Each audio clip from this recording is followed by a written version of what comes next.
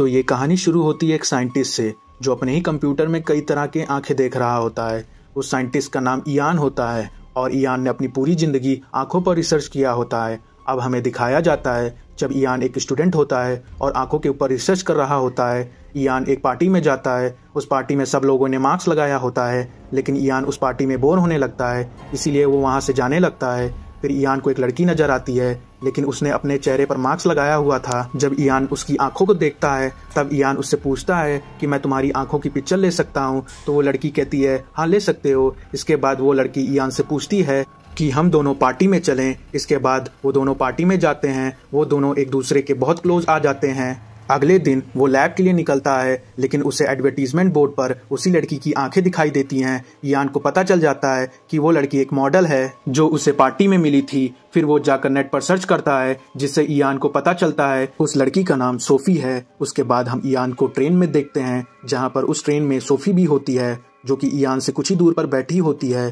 फिर इयान अपनी जगह से उठता है और सोफी के पास जाकर बैठ जाता है। सोफी इयान को पहचान लेती है, लेकिन वो इयान से कुछ नहीं बोलती है और जैसे ही ट्रेन रुकती है वो वहाँ से निकल जाती है। फिर इयान भी उसके पीछे पीछे निकल जाता है। कुछ ही दूर जाने पर वो एक दूसरे से बात करने लगते हैं। सोफी अपने बारे में बताती है कि वो अर्जेंटीना से है। जब वो 11 साल की थी तब वो फ्रांस आ गई थी। इयान सोफी से कहता है मैं एक PhD स्टूडेंट हूँ। मैंने अपने करियर में एनिमल आई और ह्यूमन आई पर डीपली स्टडी किया हुआ हूँ और अब इन दोनों में दोस्ती हो जाती है। फिर वो दोनों एक दूसरे के साथ टाइम स्पेंड करते हैं। जब वो दोनों बाहर घूम रहे होते हैं तो वहाँ पर एक सफ़ेद मोर दिखता है जो कि काफ़ी सुंदर लग रहा होता है। तब उसे देखकर सोफी इयान को बताती है कि इंडियन कल्चर में सफ़ेद मोर को सोल का सिंबल कहा गया है। जहाँ सफ़ेद मोर होगा वहाँ आसपास जरूर कोई ना कोई सोल होगी। इससे पता चलता है कि सोफी को इंडियन कल्चर पर बिलीव करती है, लेकिन इयान को इस तरह की बातों पर विश्वास नहीं करता है। हालांकि इन दोनों का माइंडसेट अलग है, फिर भी एक दूसरे को पसंद करते हैं। और एक दिन इयान सोफी से कहता है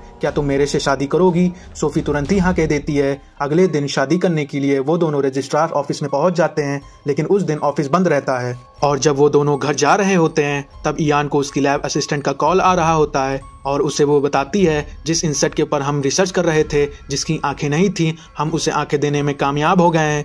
इससे सुनने के बाद इयान बहुत खुश हो जाता है। सोफी से कहता है कि तुम भी मेरे साथ चलो।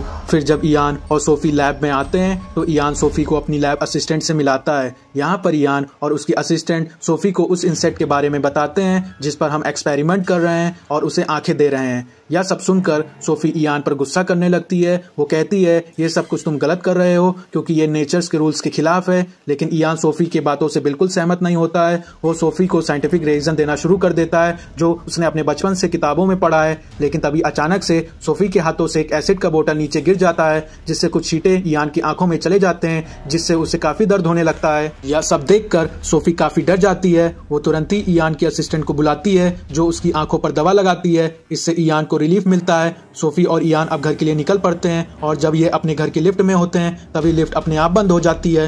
इयान किसी तरह से लिफ्ट का दरवाजा खोलता है। वो खुद ऊपर आ जाता है। इसके बाद वो सोफी को ऊपर खींचने लगता है, तभी लिफ्ट थोड़ा बहुत नीचे चला जाता है, जिसमें वो फंस जाती है, जिस वजह से सोफी की डेथ हो जाती है।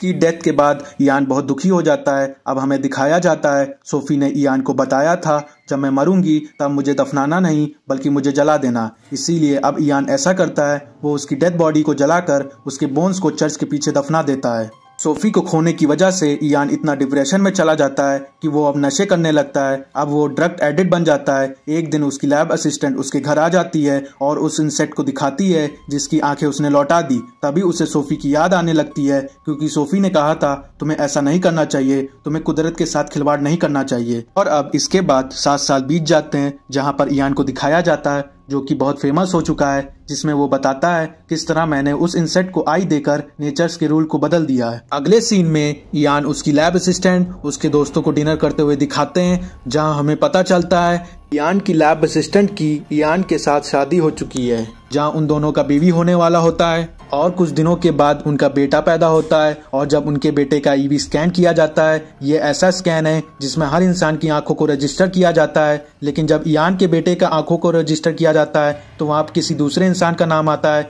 या देखकर दोनों हैरान हो जाते हैं। लेकिन इयान और नर्स को लगता है सिस्टम में कुछ एरर है। इस बात को दोनों नजरअंदाज कर देते हैं। अब इयान अपने बेटे और पत्नी के साथ घर आ जाता है। फिर कुछ दिनों बाद इयान को डॉक्टर का कॉल आता है। वो कहते हैं तुम्हारे बेटे के साथ कुछ टेस्ट करने हैं। इयान अपने बेटे को लेकर हॉस्पिटल जाता है, जहां पर उसके बेटे को एक रूम में रखा जाता है। वहां पर कुछ फोटो दिखाई जाती है जिसमें 2 अलग अलग डॉग्स होते हैं। दूसरे फोटो में एक फार्म और एक बिल्ली की फोटो दिखाई जाती है, और तीसरे में 2 लेडी की फोटो दिखाई जाती है, जिसे देखकर इयान का बेटा रोने लगता है। तब उनका एक्सपेरिमेंट खत्म हो जाता है। इसके बाद वो लोग घर वापस आ जाते हैं। घर आने के बाद उस आदमी के बारे में पता लगाने लगते हैं जिसकी आंखें हुबहू उससे मिलती थीं, जिससे इयान को पता चलता था कि वो आदमी रहता कहाँ है। इसीलिए अब इयान भी उस जगह पर पहुंच जाता है। वहां पर एक शॉप पर जाता है, उस आदमी के बारे में पूछने लगता है, जहां उसे सारी बात बताता है। इसके बाद इयान अपने दोस्त को घर बुलाकर सोफी की आंखों की तस्वीरें देता है। वो इन तस्वीरों का आइरिस स्कैन करने को कहता है। उस स्कैन से पता चलता है कि 3 महीने पहले किसी आदमी का आइरिस स्कैन बिल्कुल सोफी की तरह ही पाया गया है। वो आदमी इंडिया से ही है। इयान की वाइफ उसे कहती है तुम्हें इंडिया जाना चाहिए। इयान साफ साफ मना कर देता है। वो कहता है सोफी को हमेशा इंडियन कल्चर से प्यार था, मैं वहां जाकर अपनी यादों को ताजा नहीं करना चाहता हूँ। उसकी पत्नी कहती है हो सकता है जिस तरह से उस लड़की की आंखें सोफी से मिलती हैं। इसके बाद इयान इंडिया जाने के लिए निकल पड़ता है और दिल्ली आकर वो सीधा उसी जगह पर आ जाता है जहां पर उस आदमी का आइरिस स्कैन हुआ होता है। वहां पर उस लड़की से मिलता है जिस लड़की ने उन दोनों आंखों को रजिस्टर किया होता है। इयान उसे फोटो दिखाकर कहता है मैं इस लड़की से मिलना चाहता हूँ। वो उसे उस लड़की के घर ले जाती है, लेकिन वहाँ पर उन्हें पता चलता है वो लड़की अनाथ है। उसके माता पिता की मृत्यु हो चुकी है, इसीलिए उसका अब कोई ठिकाना नहीं है। इयान को कुछ समझ में नहीं आता है कि अब उस लड़की को कैसे ढूंढे।